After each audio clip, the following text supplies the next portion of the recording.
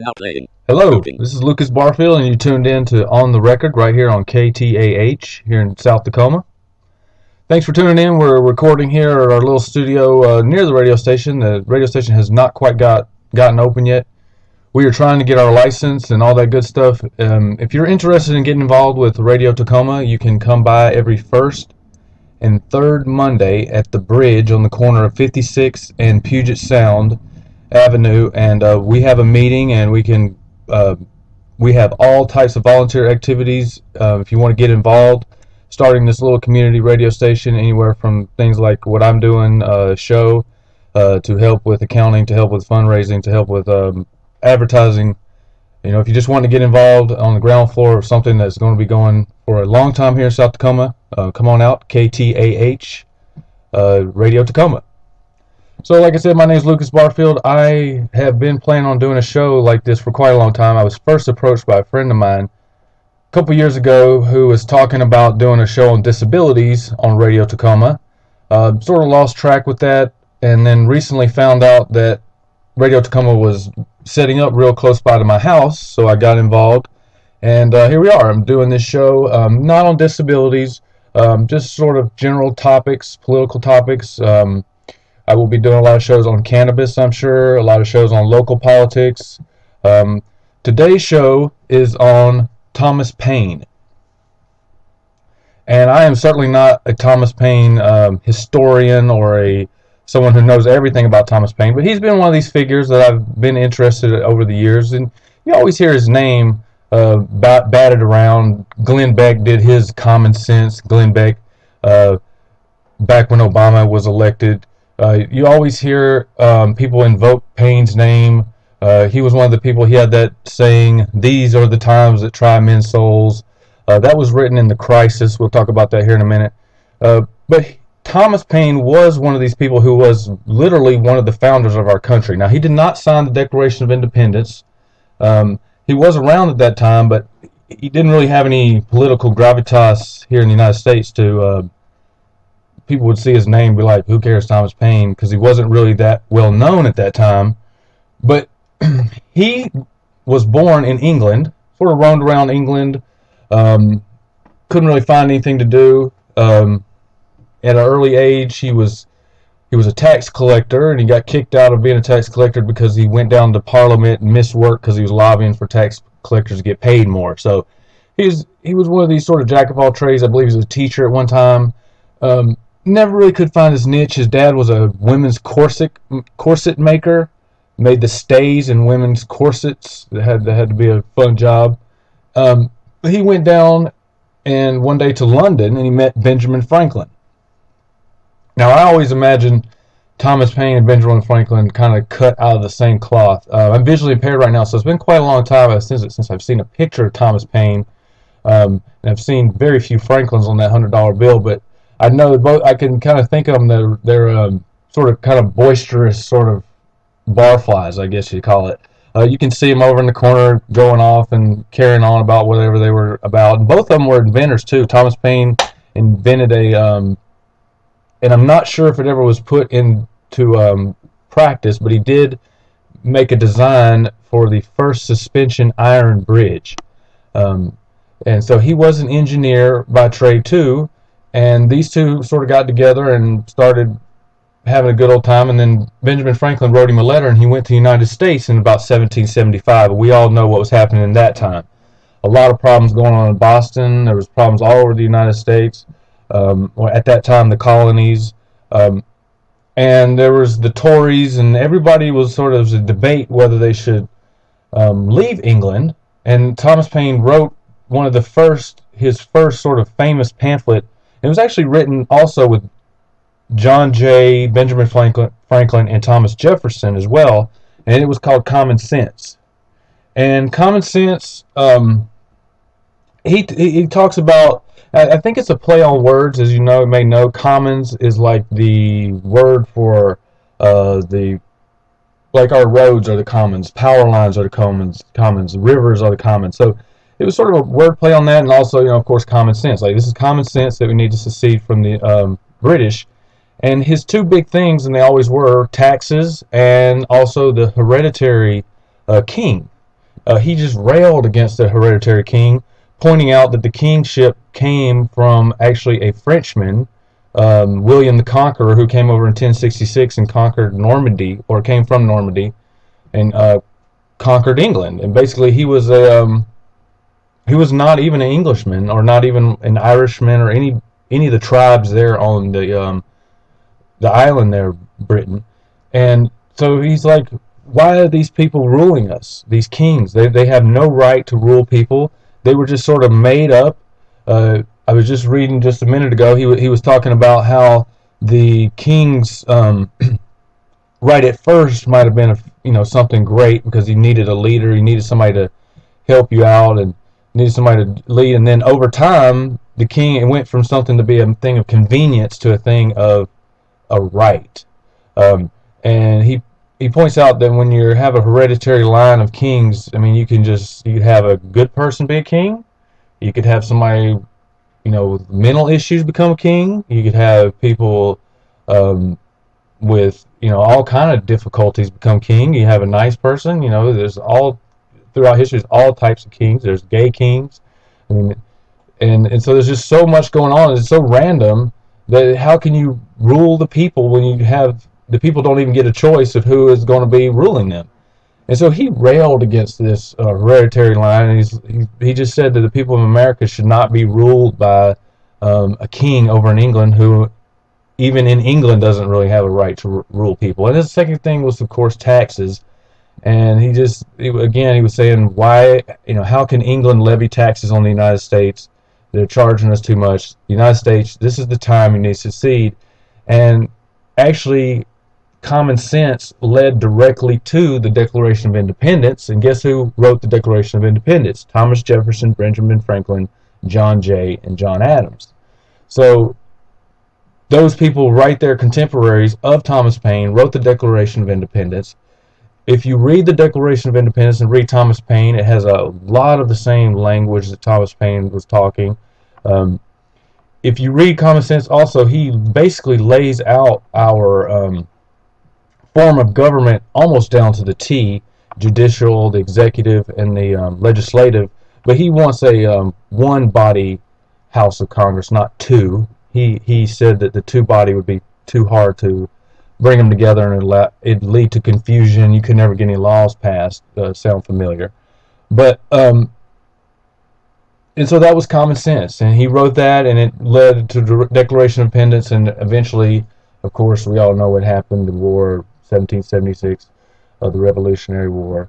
And then, during the war, he was a soldier in George Washington's army, and another one of his famous writings is called The Crisis. And he wrote this during a retreat from a battle. I'm not exactly sure, but I know they fled to Delaware. I think it was in Virginia. They were defeated and they had to retreat. And he wrote this letter, The Crisis, supposedly on the head of a drum, like in the firelight. And if you can imagine that, a bunch of soldiers gather around, and Thomas Paine sitting there with his pen or his quill, and sitting there on firelight and fire crackling, and sitting there with writing on his drum. And The Crisis basically is a rebuke, or just a stick you in your eye to some of the English generals, and he just taunts them mostly. And really, this was a turning point also in the war, because the soldiers were, if you read anything about the Revolutionary War, it's very difficult times, very few provisions. The soldiers are having trouble. So this pamphlet, The Crisis, also sort of spurred on the Revolutionary War. And it too also he always is railing on the taxes and the hereditary, the king. He's always railing on the king. And eventually he leaves the United States after the war, and he goes to France. And he continues to rail on the king. And we have the French Revolution. And right about that time, it was before the Jacobins, I believe they were called, it's before they started cutting everybody's head off. Sir Edmund Burke over in UK, one of the people in Parliament, wrote a rebuke of the French Revolution and those people that stood up against the crown. And the Rights of Man is a two-part rebuttal to Sir Edmund Burke saying, no way. And he again goes over the same things, hereditary and taxes, and all for the same reasons. He's saying you can't tax people, or tax people too much. And one of the things he points out with the taxes and a crown is that what these monarchies would do would perpetuate endless war, so they could raise the taxes on the people to be able to fund the government. Or in that time, the government was Parliament, but mostly the king. So they would wage these endless wars and then say, hey, people, we need more money so that we can fund the government. But what was really happening, it was going to all the kings. And that is a direct reference, or you can pull that right up to today, because we have had endless war since 1940, going on, and it's basically the same thing. The government is waging war, and they're saying, we need to raise your taxes because we don't have enough money to pay for your streets, we don't have enough money to pay for your roads, we don't have enough money to pay for this and that. In the meantime, all the taxes are getting raised, and in this day and age, it's not going to the king, it's going to all the defense contractors and all the lobbyists and all the people in Washington, D.C. So it's the exact same thing going on now. When you read Thomas Paine, it's just kind of creepy how in this time, which another person I listened to, Tom Hartman, and other people would argue is a revolutionary time, not in the sense of anything violent, but a revolutionary period in terms of politics. That is what's happening now, and it's just eerie to read Paine and some of the parallels you can draw between that time and this time, and even on the hereditary part, and not kings ruling us. I mean, look at Donald Trump. Donald Trump claims to be an outsider. Donald Trump came here. His father came here, and by the way, was more than likely a member of the KKK. He was a German immigrant, and so Thomas Paine talks about this hereditary, and Trump was never a ruler, but his father gave him $1 million and sent him to Manhattan. So he's from money. He's from a hereditary line of people making money. And then you look at the Clintons, of course. Bill Clinton, they have started a political dynasty. Look at the Bushes, of course. We go all the way back to Prescott Bush back in the 30s. They are the typical, hereditary line. Of course, that kind of went down this past election with Jeb Bush. But we are sort of dealing with the same things right now. And he wrote this Rights of Man and said, well, the people of France have all the right to rise up if they're not being represented. And that's the same thing he was saying, common sense. Like, if you're not, if everything's going okay and the government is listening to you, there's no need to rise up. And he did not advocate violence. But he did advocate, if they're not listening any other way, that they could possibly, he warned that it could go to violence. And so he wrote that Rights of Man, and it was another pamphlet that spurred on that actually spurred the French Revolution on too. So this guy was going around writing in different countries, not personally himself sparking them, but contributing. And he was in France there for a while, and eventually he was arrested because the Jacobins and the people that took over, eventually they just started going around arresting everybody. Or there was a lot of people getting arrested. A good book to read on that, if you want to get a sort of on the ground of what was happening in the French Revolution, is the Tale of Two Cities by Charles Dickens. Historians and critics, it's really have a good, you can get a good feel for what was going on at that time. And he was arrested, and it says for just being an Englishman, and they put him in jail, and in jail, he started writing because he thought he was going to die, because there's people all around him that were dying and getting killed on the guillotine. And supposedly he was left out just for the fact that they labeled his room wrong, or his cell wrong, so he escaped. But he was so afraid he's going to die, he wrote this book he started this book called The Age of Reason. And I believe that this is one of the sort of led to his fall from grace, Thomas Paine. He wrote this book, The Age of Reason, which in this book, he steps on the third rail of politics in the 1780s and 90s, which I would say is probably the third rail in politics today. He criticized the church. And he said, and this book, he goes into, and this is actually the first book I ever read of Thomas Paine. It really struck a nerve with me. I'm certainly not anti-religious or anti-Christian, but some of the things that he points out in this book, I mean, you just gotta, like the miracles. Like, how are you going to have a miracle? Because a miracle requires one person has to see the miracle, and then he has to go tell his friends about the miracle. Well, the problem is with that is that people lie and people are dishonest, and that's what Paine says. That you can't trust all this stuff, and the prophecy too. It's one person, you get a prophecy from God, and then you come out and say, "Oh well, I had this prophecy." Well, how do we know? Because reason would tell you, again, the age of reason. Reason would tell you, well, people lie and make stuff up. So why am I just going to believe this person? And so he basically debunks. He never says that Jesus wasn't a real person, but he basically said the whole biblical story, what happened to him, was not necessarily true. And certainly the part where he floats up in the sky up to heaven did not happen either, which I would agree with that. He points out that if you're, it doesn't matter where you're at. If somebody just rises up into the sky, people around are going to be able to see it. So, there's these things that he one of the things about the Age of Reason, though, I'm skeptical with, is he goes through and debunks all these biblical timelines and everything, which, I'm inclined to believing, but some of the stuff gets so detailed, like how did he figure it out? Or maybe he sourced it, but some of it, you're a little skeptical if it's all the way correct, but, you want to read anything with skepticism, even if you agree with it.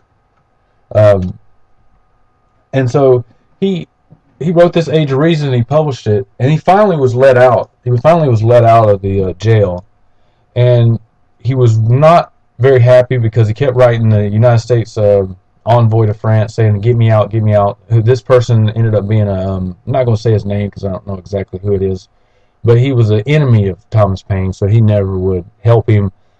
And he wrote this Age of Reason, and that really is what sort of, it was a straw that broke the camel's back, as they say. I mean, people were just like, okay, we're done with this guy. Because you really need to read it. He really tears the church apart. But he doesn't, never is disrespectful in any way, I guess, but he's a deist. So he never says there's no God. He says he believes in a creator that creates everything. And that's where we're going to move to next. And this is actually the last thing we're going to be talking about. Agrarian Justice was his last pamphlet he wrote towards the end of his life. And this is actually what got me interested in recording this episode of On the Record. Is this book on the Agrarian Justice. So what got me interested in Agrarian Justice is this idea of the basic income, which if you ever lived in Alaska, you get a basic income. If you live in Alaska, you get yourself a check from the oil industry. Every year you'll get a check. And so people in Alaska are getting basic incomes. They followed Thomas Paine's advice. And so this is what sort of got me started on this, was thinking about this agrarian, because this was in 1776, or 1791, I think he wrote Agrarian Justice. That's a pretty long time ago. And this is, and for people in the United States who say, "Oh no, we're not a socialist country. We don't have those kind of beliefs." I mean, it's just not true. This is a founder of the United States who was Thomas Jefferson, the president of the United States, after no one else would, sent a ship to France to pick up Thomas Paine. Okay? So this belief he had was not, he wasn't the only person thinking this stuff. And he wrote in Agrarian Justice, and he starts talking about rights. He says that everybody has a right to food, everybody has a right to life, everybody has a right to a place to live, everybody has a right to, if you want to think about the natural world being a sort of a pharmacy, everybody has a right to health care because you can cure a lot of stuff from the nature. So you got a right to health care. He says everybody has a right to this, And when you were created by your creator, because he's a deist, he doesn't believe in Jesus the Savior, but he does believe in some type of creator.